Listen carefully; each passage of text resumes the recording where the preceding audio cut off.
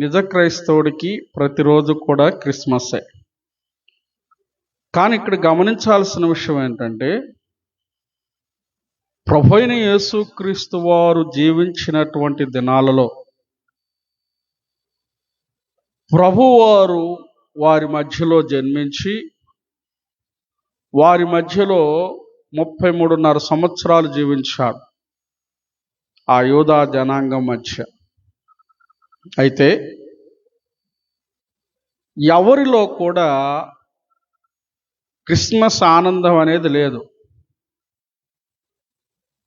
Christmas అంటే లోకరక్షకుడు జన్మించి వారి మధ్యలో ఆ రక్షకుడు నడుస్తూ ఉన్నాడు, వారితో మాట్లాడుతున్నాడు, వారికి ఉపదేశించవలసిన పరలోక రాజ్యమును గురించి మార్గమును గురించి ఉపదేశిస్తున్నా కూడా అర్థం చేసుకోలేని వారుగా ఉన్నారు.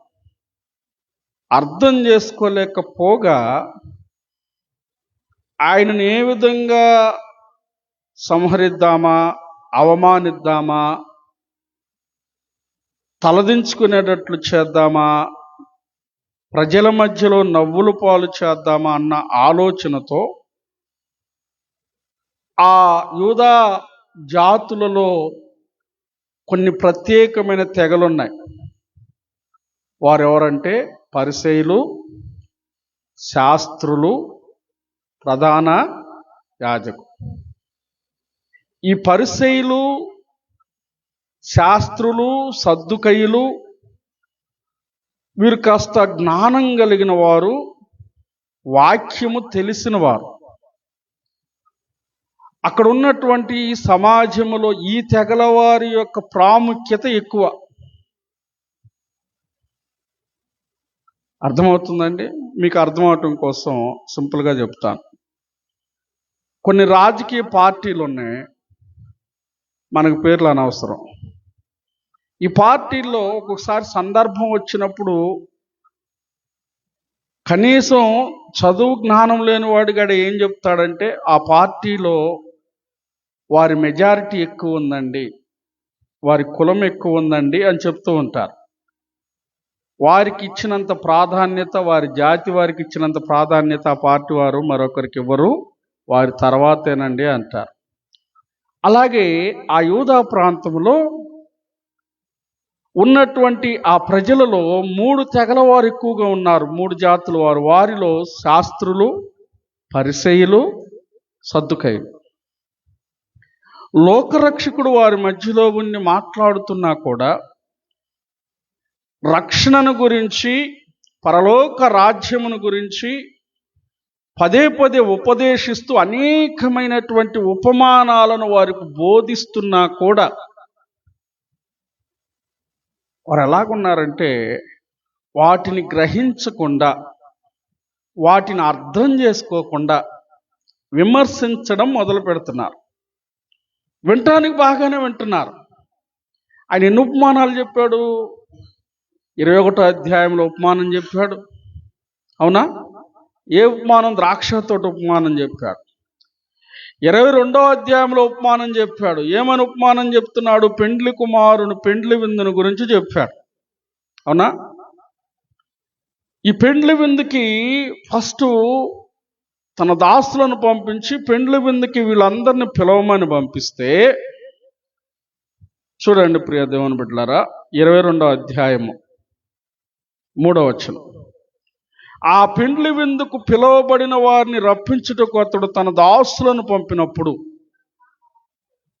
అసలంత అద్భుతమైనటువంటి బాధకరమైన మాట అంటే, వారు రానొల్లకపోయిరి కాగా వారు అతడు ఇదిగో నా విందు సిద్ధపరిచి ఉన్నాను, ఆ విందులో ఎద్దులను, క్రొవ్విన పశువులను, వధింపబడినవి అంతయు సిద్ధముగా ఉన్నవి, పెండ్లి విందుకు రండని పిలువబడిన వారితో చెప్పుడని వేరే దాసులను పంపిన గాని వారు లక్ష్యం చేయక, ఒకడు తన పొలమునకు మరి ఒకడు తన వర్తకమునకును వెళ్ళిరి.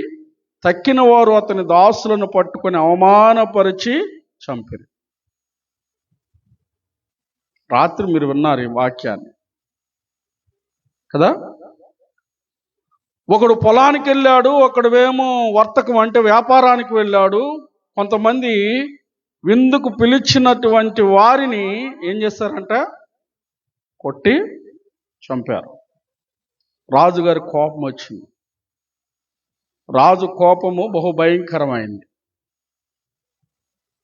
కాబట్టి రాజు తలుసుకుంటే కొరడా దెబ్బలు కొదవలేదంటారు కదా. కాబట్టి రాజు కోపగించుకొని వెళ్ళిపోయి వారినందరినీ నరహంతకులను సంహరించి వారి పట్టణం తగలబెట్టించాడు.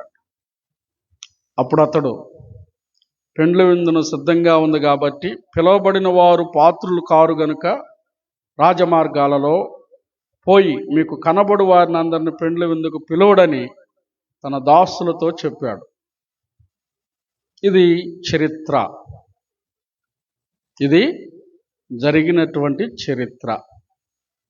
రాజు దేవునికి సాదృశ్యంగా ఉన్నాడు. ఆ విందు ప్రియా దేవుని బిడ్డలారా దేవుని సంఘానికి సాదృశ్యం. దేవుడు మొదట ఇజ్రాయేలీలకు అవకాశం ఇచ్చాడు. వారు ఎవడు వ్యాపారం వాడు చేసుకుంటూ, ఎవడు పొలం పనులు వాళ్ళు చేసుకుంటూ వచ్చినటువంటి తన దాసులు అంటే ప్రవక్తలను, అంటే బాప్తిస్మిత్ యోహాను అంటే మీకు బాగా అర్థమవుతుంది, ఆయన కూడా ఒక ప్రవక్తే. ఇలాంటి ప్రవక్తలను చంపారు, చాలా మందిని చంపారు. అప్పుడు దేవుని కోపము ఇజ్రాయేలీల మీద రగులుకొని, ప్రియా దేవుని బిడ్డలారా, బబులోను రాజు ద్వారా, మాదియా పారసికుల ద్వారా, గ్రీకు రాజు అలెగ్జాండర్, రోమీల ద్వారా ఈ విధంగా 4 సామ్రాజ్యాలు ఒక్కొక్క విడతల వారీగా వచ్చి వీరిని ప్రపంచ నలుమూలల చెదరగొట్టి దొరికిన వాడిని దొరికినట్టు చంపేశారు. కారణం ఏంటో తెలుసా? ఆ విందులో పాలు పంపులు పొందే మనస్సును వారు కలిగి ఉండలేదు. ఏం చేశారు? వర్తకం చేసుకున్నారు. పొలం చేసేవాడు పొలం, పైగా తిరుగుబాటు చేసేవాడు తిరుగుబాటు. ఇది జరిగిన చరిత్ర. ప్రభువారు వీరికి జరగబోయే దాని గురించి, ఆయన ఉన్నప్పుడు జరగలే, ఇది ఆయన చనిపోయిన తర్వాత జరిగింది. అంటే జరగబోయే విషయాలను సద్దుకైలకు, శాస్త్రులకు, పరిసయ్యులకు, ప్రధాన యాజకులు అందరికీ తెలియపరిచాడు. తెలియపరిచినా కూడా వారు వినల. వారు ఎలాంటి వారంటే రెటమతం అంటారు చూసారా. నేను చాలాసార్లు చెప్పాను రెటమతం కోడల గురించి. ఆ టైప్ అన్నమాట. ఈ శాస్త్రులు ఎవరు, పరిసయ్యులు ఎవరు, సద్దుకయ్యులు ఎవరు, ప్రధాన యాజకులు ఎవరంటే, ఫస్ట్ వీరు ఎలా ఉంటారంటే మేమే పరిశుద్ధులం. ఫస్ట్ ఇంకెవడు పరిశుద్ధుడు కాదు. ఏంటి? మేమే నీతిమంతులం, మా కష్టం, మా తెలివితేటలు, మా భక్తి, మేము గొప్ప. ఇది వీరు కలిగి ఉన్న వ్యక్తిత్వాలు. ప్రభువారు వచ్చి వారి మధ్యలో మాట్లాడితే ప్రభువారు మాట్లాడటానికి కూడా యోగ్యుడు కాదని వారి భావన. ఈ పెండ్లి విందులో ఇక లాభం లేదని రాజమార్గంలోనికి వెళ్ళి కనపడ్డ వారిని పిలవమంటే అర్థం ఏంటంటే ఆ చరిత్ర దాటి వచ్చాం మనం. ప్రభువారు మరణించిన తదనంతరము ఇజ్రాయేలీల మీద జరిగిన దాడులలో చెదిరిపోయిన తర్వాత ఈ రక్షణ అనేటువంటిది శిష్యుల ద్వారా ప్రపంచ నలుమూలల ఈ రక్షణ సువార్త బయలుదేరింది. క్రిస్మస్ సందేశం. దేవునికి స్తోత్రం. కేవలం ఆ రోజు ఇజ్రాయేల్ దేశములో గొల్లలకు, జ్ఞానులకు, అలాగనే ఇంకెవరికి దేవదూత వచ్చి మరియకు, యోసేపుకు అందరికీ తెలియపరిచింది క్రిస్మస్ సందేశం. కానీ ఎవరు కూడా, వారి తదనంతరం ఎవరు కూడా దాన్ని గ్రహించరు. కానీ యేసు ప్రభు వారు ఏం చేస్తాడంటే తన శిష్యుల ద్వారా ప్రపంచ నలుమూలలకు క్రిస్మస్ సందేశాన్ని, రక్షణ మార్గాన్ని గురించి తెలియపరిచాడు. అలాగున రాజమార్గాలు అన్య దేశాలకు తన శిష్యుల ద్వారా ఈ సువార్త పరిచర్య అందింది. ఈ సువార్త పరిచర్యకు అందరూ అనేకులు విశ్వసిస్తున్నారు, అనేకులు వస్తున్నారు. అయితే ఇక్కడ రాయబడినటువంటి వాక్యంలో భావన ఏంటంటే ఆ పెండ్లి విందుకు పిలువబడినప్పుడు చాలా మంది వచ్చారంట అందులోకి. కానీ ఒక్కడు మాత్రం వచ్చాడు, కానీ వాడికి ఏం లేదంట, పెండ్లి వస్త్రము లేదు.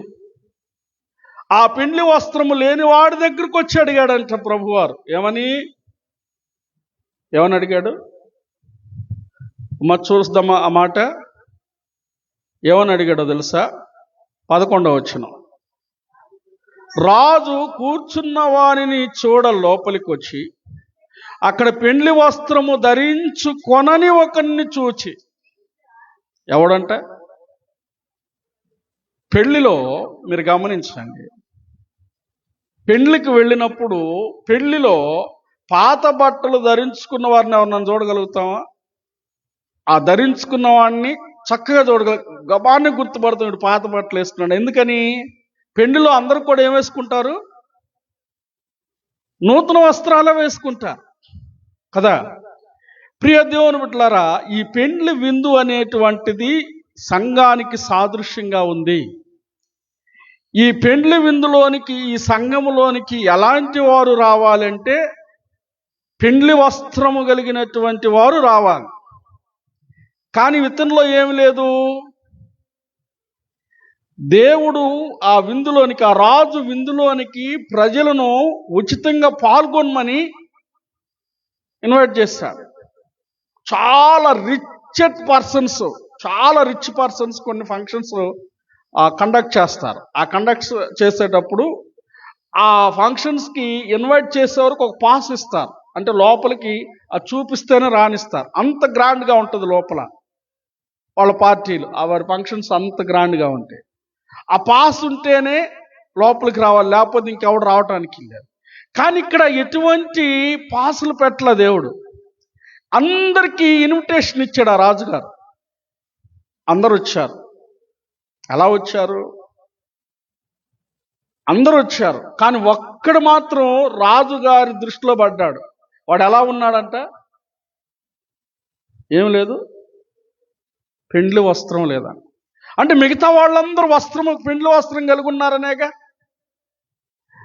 ఇక్కడ అర్థం ఏంటంటే, ప్రభువారు తన శిష్యులకి ఏం చెప్పాడంటే, సర్వలోకమునకు వెళ్ళి సర్వ సృష్టికి సువార్తను ప్రకటించండి. నమ్మిన వాడు రక్షించబడతాడు, నమ్మని వానికి శిక్ష విధించబడి. ఇప్పుడు ప్రభువారు లేఖనము సెలవిచ్చిన రీతిగా ఈ పెండ్లి విందును పోల్చి ఆయన చెప్పిన విధానం ఏంటంటే, ఆయన అందరికీ ఇన్విటేషన్ ఇచ్చాడు, తన సంఘంలోనికి ఆహ్వానం తెలిపాడు. అయితే ఎలా రావాలో తెలుసా? రక్షణ వస్త్రము కలిగి ఉండాలి. పెండ్లి వస్త్రం అంటే రక్షణ వస్త్రము అంటే మారు మనసు, పాప క్షమాపణ, బాప్తిస్మ అనుభవం కలిగి ప్రభు సంఘంలో ప్రవేశించాలి. ప్రవేశించకపోతే ఏమైంది? స్నేహితుడా, ఏమంటున్నాడు? స్నేహితుడా, పెండ్లి వస్త్రము లేక ఇక్కడికి ఎలాగూ వచ్చితివి అని అడిగితే ఎలా ఉన్నాడంట? సమాధానం చెప్పాడా? మౌని అయి బెత్తరు చూపులు చూస్తున్నాడు. కాబట్టి ఏం చేశాడు ఆ రాజుగారు? ముందు తీసుకెళ్ళి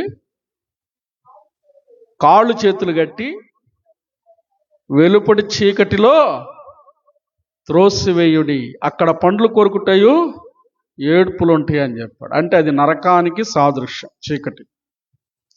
ఇప్పుడు సబ్జెక్టులోకి వద్దాం ప్రియులారా. ఈ పెండ్లి వస్త్రం అనేటువంటిది ప్రభువారు ఉచితముగా అనుగ్రహించిన రక్షణ వస్త్రం. ఈ పరిసయ్యులు అనేటువంటి వారి వద్దకు యూదా ప్రజల మధ్యలోనికి వచ్చి ప్రభువారు తన యొక్క పరలోక రాజ్యాన్ని గురించి, ఆ పరలోక రాజ్యంలో ప్రవేశించాలంటే ఏ విధంగా ఉండాలో, ఏ విధంగా మారు మనసు పొందాలి, పాప క్షమాపణ పొంది బాప్తిస్మం తీసుకొని ఆయన సంఘములో ఆ రక్షణ అనే వస్త్రాన్ని ధరించుకొని ఉండాలి అని ఆయన క్లియర్గా చెప్పాడు.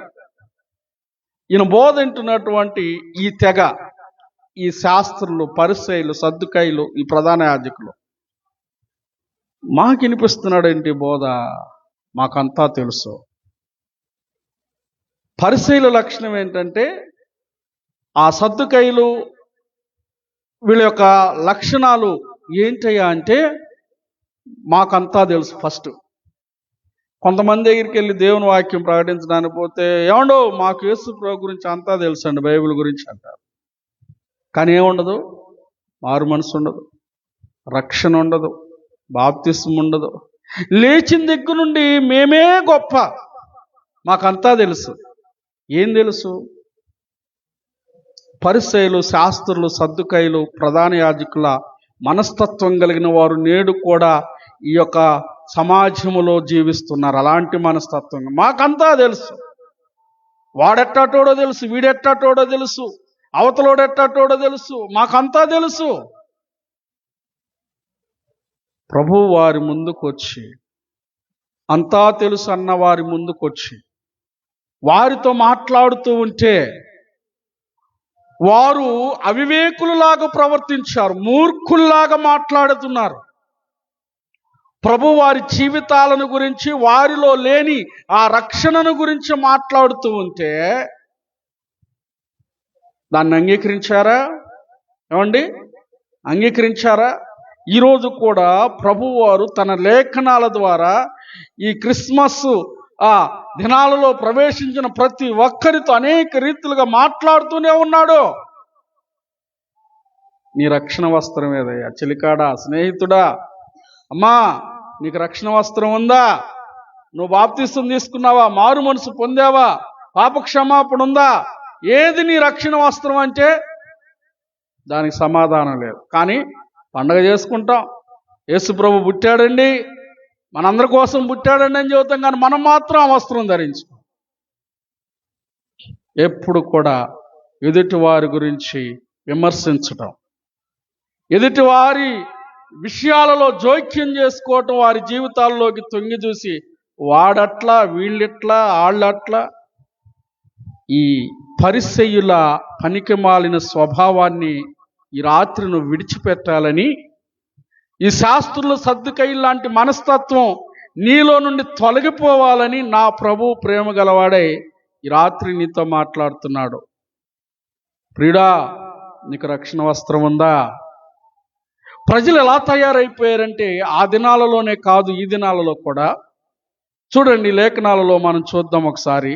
పరిశుద్ధ గ్రంథములో నుండి తిమోతికి రాసిన 2వ పత్రిక 4వ అధ్యాయం 3వ వచనం.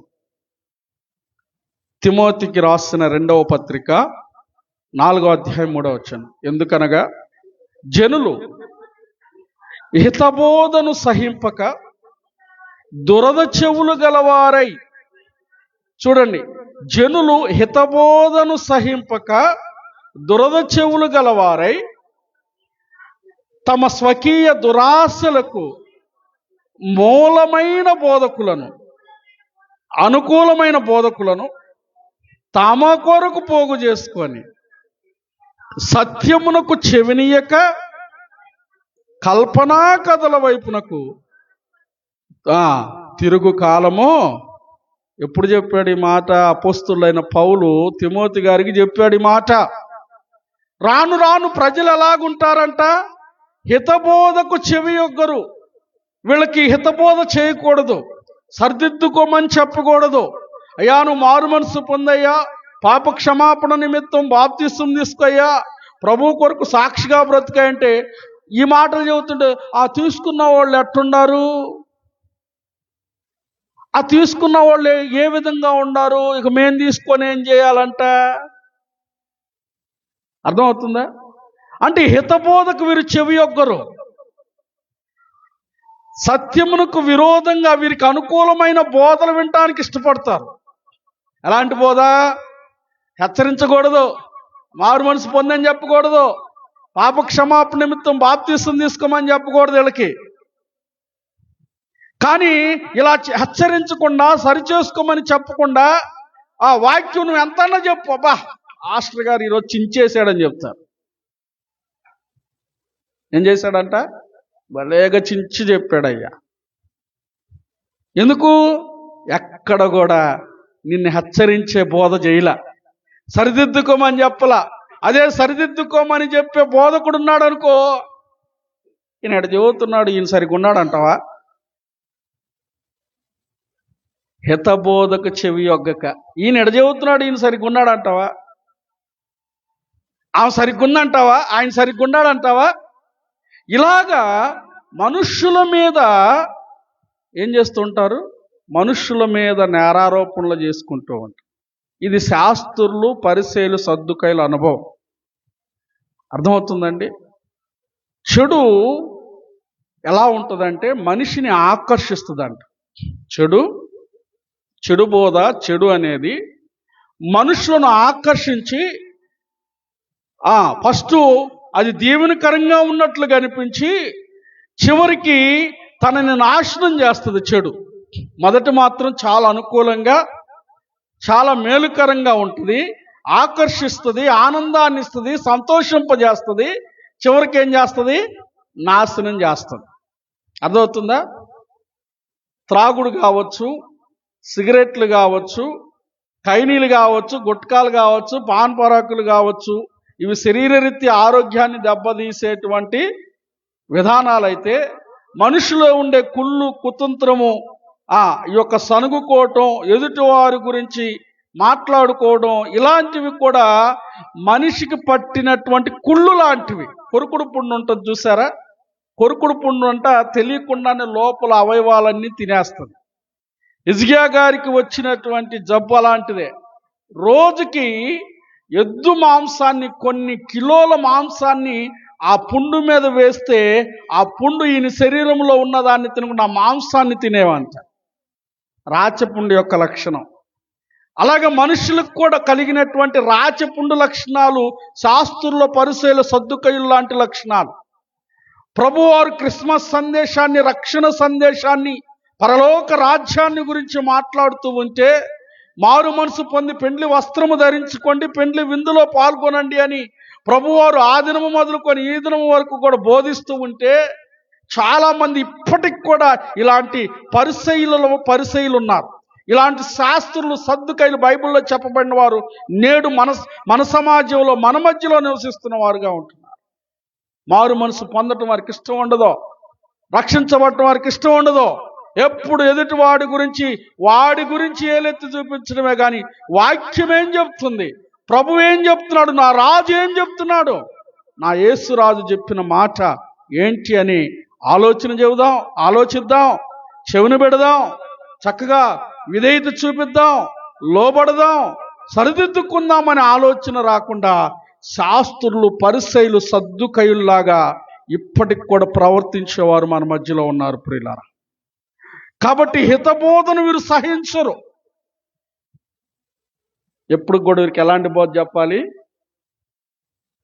చెడు బోధ, చెరిపేసేటువంటి బోధ, ఆత్మీయతలో ఎదుగుదల లేని బోధ, భక్తిలో ఎదుగుదల లేని బోధ, వక్ర మార్గంలో నీ ఇష్టం వచ్చినట్టు బ్రతుకయ్యా, నువ్వు మందిరానికి నీకు నచ్చినప్పుడు రాయి అంటే చాలు.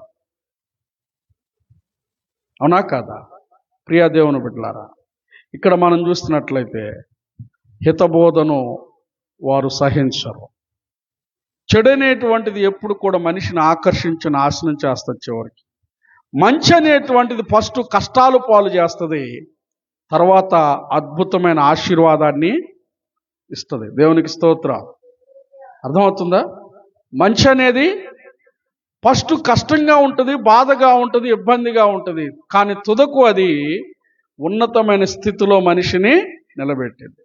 చెడు అనేటువంటిది మొదట్లో ఆకర్షిస్తుంది, అదే ప్రపంచం, అందులోనే సంతోషం, అందులోనే సమాధానం ఉందనేలా చేస్తుంది, కానీ చివరికి అది మన జీవితాలని నాశనం చేస్తుంది.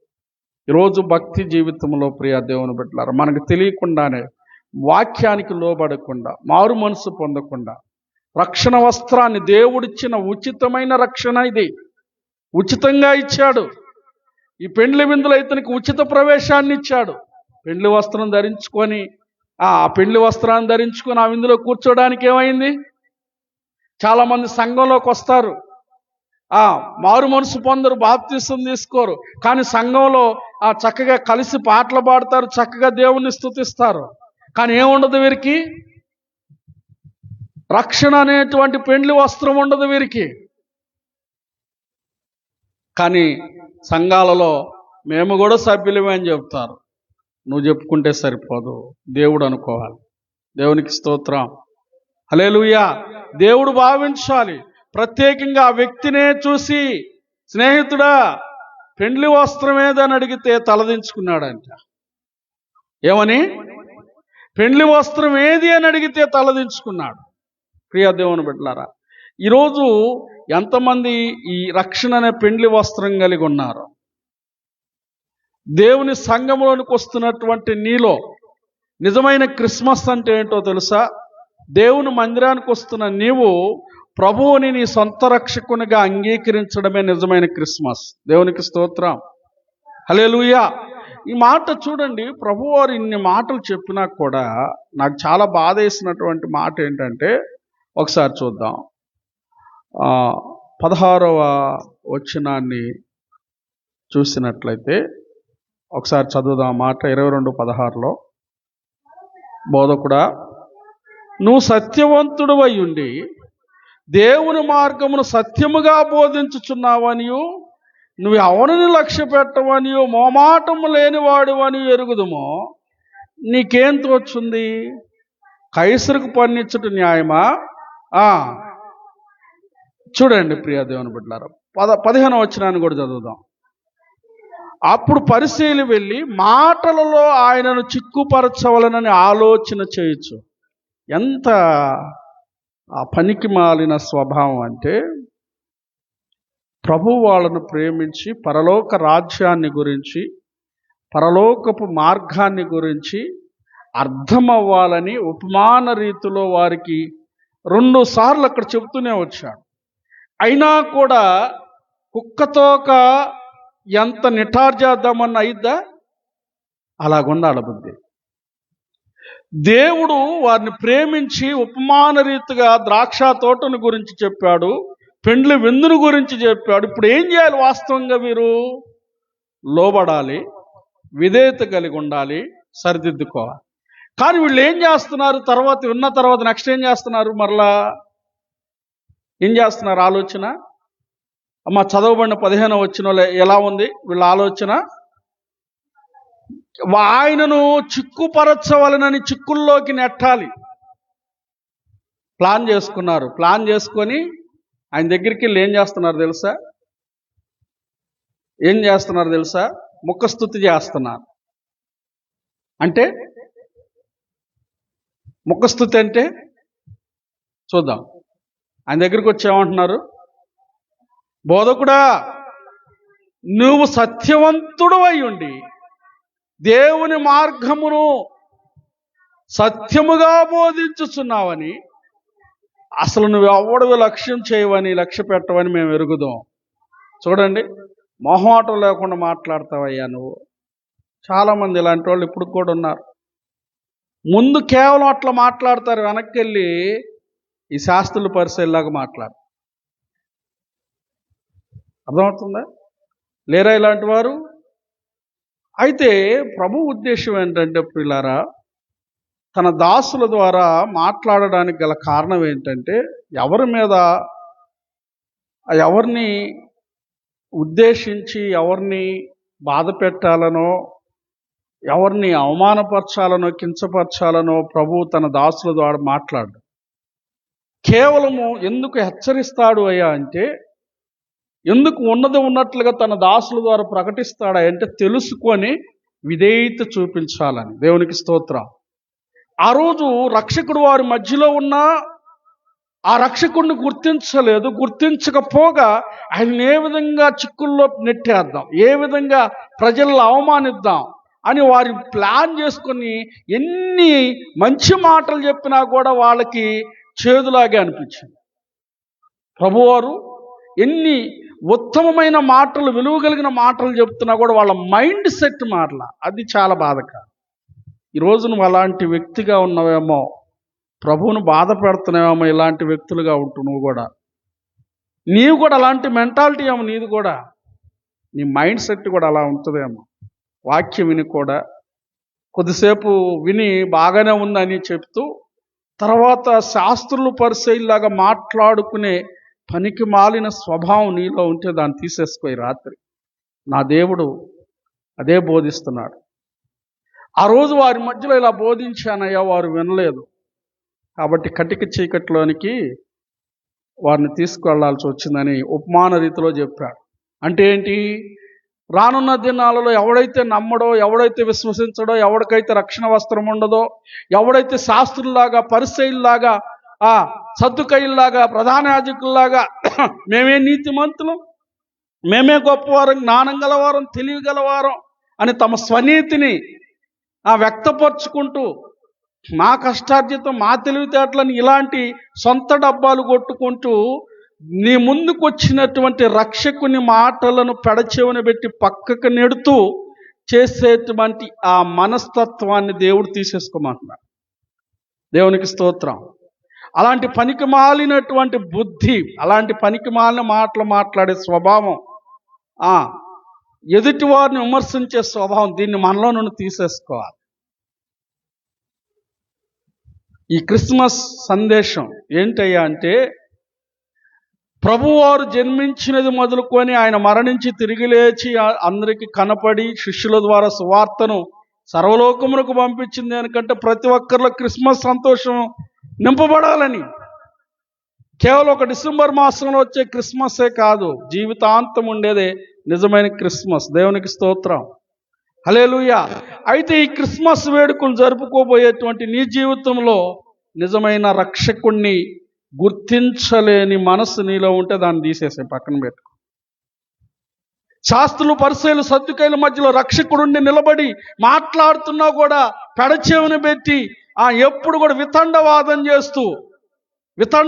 చేస్తూ దురద చెవులు గలవారై దుర్బోధలు వింటూ చిక్కుగా ఆయన ఏ విధంగా ఇబ్బంది పెడదామని విధానంలో ఆలోచించే మనస్తత్వాలు మనలో కూడా నేటి దినాల్లో ఉన్నాయి. వాటిని తీసేసుకోమంటున్నాడు ప్రభు.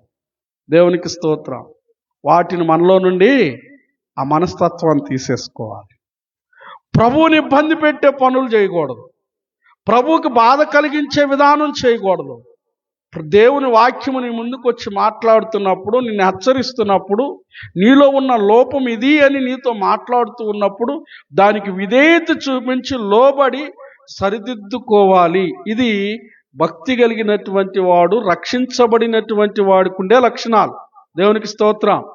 దేవునిలో ఉన్నవాడు ఏం చేస్తాడంటే, తన తప్పిదము తన ముందు ఉన్నప్పుడు దానిని సరిదిద్దుకుంటాడు, దేవుని ఎదుట ఒప్పుకుంటాడు. ఫర్ ఎగ్జాంపుల్ అర్థం అవ్వాలంటే, బాప్తిసం తీసుకొని వాడికి, మారు మనసు పొందని వాడికి, రక్షణ పొందని వాడికి, రక్షింపబడి ప్రభు బోల్లో చేయి వేసేవాడికి ఎంత తేడా ఉంటుందంటే, ఉదాహరణకి ఈ నైతిక సమాజంలో జీవిస్తున్నటువంటి మనం ఒక స్త్రీని చూసినప్పుడు ఒక వ్యక్తి ఆశిస్తూ ఉంటాడు, బాగుంది, చక్కగా ఉంది అనుకుంటాడు. కానీ రక్షింపబడినటువంటి వ్యక్తి ఏం చేస్తాడంటే, స్త్రీ అయినా కావచ్చు, పురుషుడైనా కావచ్చు, ఒక పురుషునిలోనే ఉండదు, స్త్రీలో కూడా అలాంటి ఆలోచనలు ఉంటాయి. రక్షింపబడ్డవాడు ప్రభువు దగ్గరికి వెళ్ళి మోకాళ్ళలోని, ప్రభు ఇలాంటి మనస్తత్వాన్ని నాలో నుండి తీసే ప్రభు అని సరిదిద్దుకుంటాడు. అర్థమవుతుందా?